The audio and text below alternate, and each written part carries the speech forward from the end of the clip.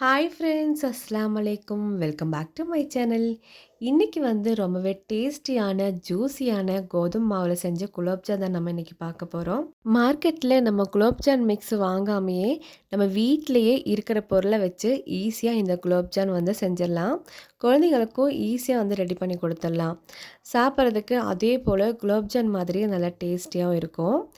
இது எப்படி ரெடி பண்ணுறதுன்னு பார்க்கலாம் வாங்க.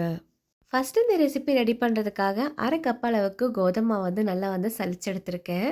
இப்போ இந்த பவுலில் சேர்த்துக்கலாம். இது கூட அரை கப் அளவுக்கு பால் பொடி சேர்த்துக்கோங்க. கூடவே ஒரு 1/4 டேபிள் ஸ்பூன் அளவுக்கு பேக்கிங் சோடா, ஒரு பிஞ்ச் அளவுக்கு சால்ட்டு சேர்த்துட்டு, இது கூட 2 டேபிள் ஸ்பூன் போல் நெய் வந்து மிதமான சூட்டில் வந்து சேர்த்துக்கோங்க. சேர்த்துட்டு நல்லா வந்து கையால் நல்லா மிக்ஸ் பண்ணி விட்டுடலாம். இந்த மாதிரி எல்லாம் வந்து நல்லா வந்து கலந்து விட்டதுக்கப்புறமா இது கூட கொஞ்சம் கொஞ்சமாக பால் சேர்த்துட்டு நம்ம வந்து பிசைஞ்சு விட்டுடலாம். இதில் வந்து தண்ணி சேர்க்காம தான் நான் வந்து பிசைகிறேன். இப்போ கொஞ்சம் கொஞ்சமாக பால் சேர்த்துட்டு சப்பாத்தி மாவு அளவுக்கு ரொம்ப வந்து நல்லா அழுத்தி அழுத்தி பிசைய வேண்டாம். சும்மா ரஃப்பாக வந்து விரலால் வந்து லைட்டாக வந்து பிசைஞ்சு விட்டுக்கோங்க. இப்போது இந்த மாதிரி பிசைஞ்சு விட்டுக்கோங்க. இப்போ பாருங்கள், ரொம்ப அழுத்தாமல் நம்ம விரலாலே வந்து நம்ம பிசைச்சிட்டோம். இப்போ ஒரு 10 நிமிஷம் போல் நல்லா ஊறட்டும். பாருங்கள், நல்லா கொஞ்சம் சாஃப்டாகிருச்சு. இப்போ நம்ம மூடி வச்சிடலாம். இப்போது வேறொரு பாத்திரத்தில் 1 கப் அளவுக்கு சுகர் சேர்த்துக்கோங்க. 1 கப் அளவுக்கு தண்ணி சேர்த்துக்கோங்க. நம்ம எந்த கப்பில் வந்து சர்க்கரை அளக்கிறோமோ அதே கப்போட அளவு தான் நம்ம வந்து தண்ணியும் சேர்க்கணும்.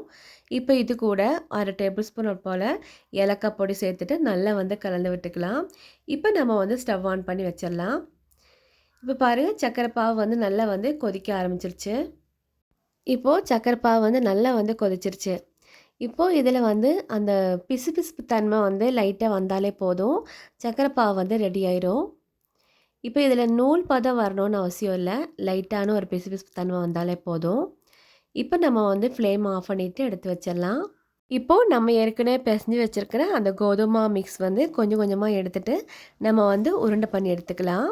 நம்ம உருண்டை பண்ணும்போது என்ன கவனிக்கணும்னா, நம்ம வந்து சப்பாத்தி மாவு மாதிரி பிசைய போகிறதில்ல. அதனால் கொஞ்சம் கொஞ்சமாக எடுத்துகிட்டு இந்த மாதிரி உள்ளங்கையால் வந்து லைட்டாக அழுத்தம் கொடுத்து நம்ம வந்து ஒரு உருண்டை பண்ணிக்கலாம். அப்படி அழுத்தம் கொடுக்கும்போது அந்த குலோப்ஜான் வந்து வெடிப்பு வராமல் இருக்கும். இப்போ பாருங்கள், நான் பண்ணுற மாதிரி நீங்கள் பண்ணிக்கோங்க. இப்போ பாருங்கள், நல்லா சாஃப்டாக வெடிப்பு வராமல் குலோப்ஜான் வந்து நல்லா வந்து ஷைனியாக வந்துருச்சு. இதே மாதிரி நம்ம மீதி இருக்கிறதும் உருண்டை பண்ணி எடுத்துக்கலாம். இப்போது கடாயில் எண்ணெய் வந்து நல்லா சூடாயிருச்சு. ஒரு மிதமான சூடு ஆனதுக்கப்புறமா நம்ம வந்து ஒவ்வொன்றா சேர்த்துட்டு மிதமான சூட்டில் வந்து ஃப்ரை பண்ணி எடுத்துடலாம். ரொம்ப ஹை ஃப்ளேமில் வச்சுட்டோன்னா அந்த குலோப்ஜானோட இது வந்து உள்ளே வந்து வேகாது. இப்போ மெல்லமாக நம்ம வந்து திருப்பி விட்டுட்டு அப்படியே ஃப்ரை பண்ண ஆரம்பிச்சிடலாம். இப்போ பாருங்கள், நான் பண்ணுற மாதிரி மெல்ல வந்து நீங்கள் திருப்பி விட்டுட்டு ஃப்ரை பண்ணி எடுத்துக்கோங்க. ரொம்ப ஸ்பீடாக வந்து நம்ம வந்து அந்த உருண்டை வந்து திருப்பிக்கூடாது. அப்போது அந்த அந்த உருண்டை வந்து உடைய ஆரம்பிச்சிரும். இந்த மாதிரி லைட்டாக மிதமாக வந்து நம்ம வந்து திருப்பி விட்டுட்டு ஃப்ரை பண்ணி எடுத்துடலாம். இப்போ பாருங்கள், மெல்ல மெல்ல கோல்டன் ப்ரௌன் கலரு ஆயிட்டு வருது. இப்போது நல்லா வந்து ரொம்ப வந்து கரியாமல் மீடியம் கோல்டன் ப்ரௌன் கலர் ஆனோடனே இந்த மாதிரி நம்ம வந்து வடிகட்டி எடுத்துடலாம். இதே மாதிரியான மீதி இருக்கிறது நம்ம வந்து ஃப்ரை பண்ணி எடுத்துடலாம். இப்போது நம்ம ஏற்கனவே சூடு பண்ணி வச்சுருக்கிற சர்க்கரை பாலை வந்து கொஞ்சம் கொஞ்சமாக சேர்த்துட்டு நம்ம வந்து நல்லா வந்து ஊற வச்சிடலாம். ஏற்கனவே சர்க்கரை பாவு வந்து நல்லா சூடாக இருக்கிறதுனால நம்ம வந்து ஒரு 2 மணி நேரம் வந்து ஊற வச்சாலே போதும், நல்லா வந்து ஊறி வந்துடும்.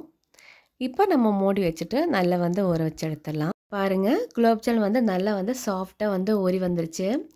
இது வந்து அப்படியே வந்து நம்ம பிளேட்டில் எடுத்துகிட்டு சர்வ் பண்ணிக்கலாம். குழந்தைங்களுக்கு ஈவினிங் ஸ்நாக்ஸாக வந்து இந்த மாதிரி சாஃப்டாக குலோப்ஜான் வந்து ரெடி பண்ணி கொடுத்து பாருங்கள். அவங்களும் ரொம்பவே விரும்பி சாப்பிடுவாங்க. அப்படியே நீங்கள் பார்க்கும்போது நம்ம கடையில் வாங்குகிற இன்ஸ்டன்ட் குலோப்ஜான் மாதிரியே டேஸ்ட்டும் அதே மாதிரியே இருக்கும். இதே மாதிரி நீங்களும் வீட்டில் ரெடி பண்ணி பாருங்கள். வீட்டில் இருக்கிற கொஞ்சம் பொருள் வச்சு குலோப்ஜான் டேஸ்டியாக வந்து நம்ம ரெடி பண்ணி எடுத்துட்டோம். இந்த ரெசிபி எல்லாத்துக்கும் பிடிச்சிருக்குன்னு நினைக்கிறேன். பிடிச்சிருந்துச்சுன்னா லைக் பண்ணுங்கள், ஷேர் பண்ணுங்கள். கீழே இருக்க சப்ஸ்கிரைப் பட்டனையும் பக்கத்தில் இருக்க பெல் பட்டனையும் ப்ரெஸ் பண்ணிக்கோங்க. அஸ்ஸலாமு அலைக்கும். தேங்க்யூ.